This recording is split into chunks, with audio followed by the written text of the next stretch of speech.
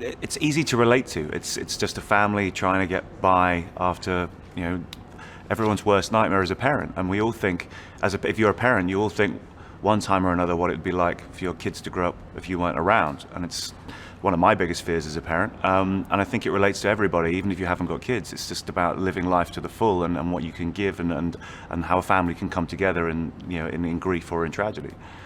Anthony kind of has his heart on his sleeve. He's a very passionate man. He's a chef. He's very artistic. He's well-traveled. He's also one of these characters where you should never judge a book by its cover, because with his tattoos and with his attitude, he looks like a certain type of person. But deep down, he's a very sensitive man. He's a very lonely man. He can offer, to keep Scott's legacy alive, is that kind of passion and teaching Robin and Scott's kids how to live, how to travel, how to love, how to feel, how to dream. He's that guy, but he's also got a lot to learn himself. I mean, I think Anthony's superpower, if he was to have a dad superpower, is his ability to meet the kids on their level. Some other parents or some other dads in the council have a tendency to think about what's best for the kids in the long run. With Anthony is very good at just hitting the kids right where they are in their life and gains their respect that way. So therefore, when you pace a child, when you meet them at their level, and you can actually then tend to kind of guide them without them even knowing they're being guided, rather than actually laying down the law and the boundaries are so firmly set that the kid almost rebels. Where I think Anthony's superpower is he meets them and ends up getting them to see it his way or the right way without them even realizing until it's too late. And I think there is that part of him who is gung-ho and he's passionate and has his heart on his sleeve, but there's a very big part of him which we probably haven't seen yet that is terrified, and probably doesn't think he's worthy of stepping into the mantle of Scott Perry, his best friend.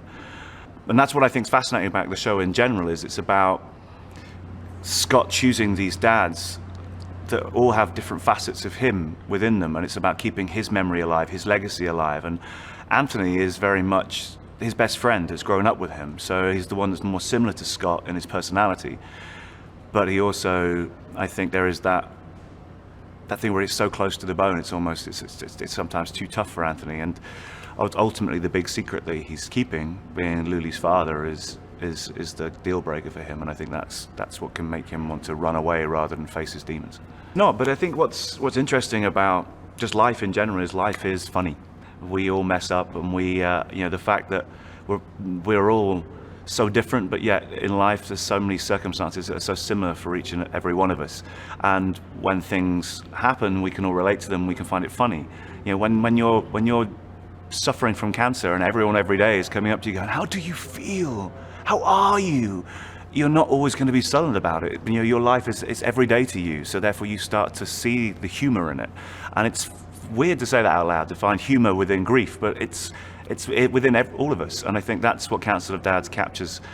In every episode, there's always this slightly humorous kind of oddball moment, which is right in the thick of usually something that's full of grief or sadness. And I think that's just life. When you learn to bob and weave with life and laugh in the face of adversity. I liked his honesty. That it was rough around the edges, and it's like life is. But what I also liked about it was the humor in it. I liked the fact that in faced with the worst possible things in life, we all still go to the humor, and we make light of things and in the face of darkness. And that for me was very true. It wasn't sickly sweet. It wasn't kind of Hollywood kind of fake. It just felt very real and raw. Anthony is, I like to think he's the life and soul of the party. He's got a lot to learn, but he's been there and done that, and has many a tale to tell and many mistake that he's encountered along the way.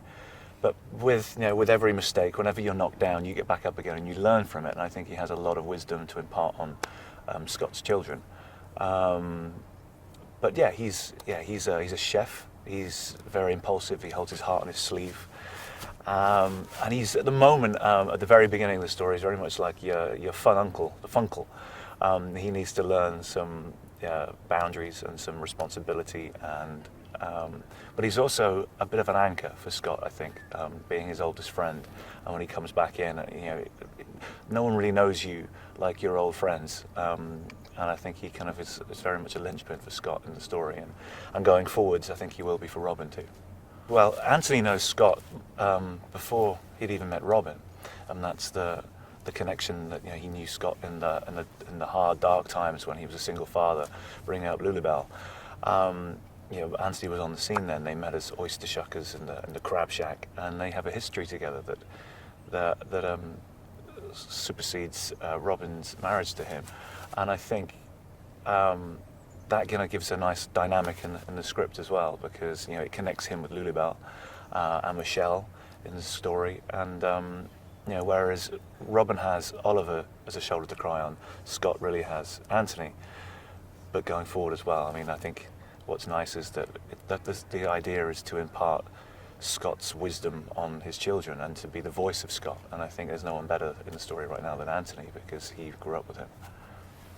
The NBC was so good to me on my last show, and it's been such a great experience this time round as well. And I do think this is the perfect show for the channel as well.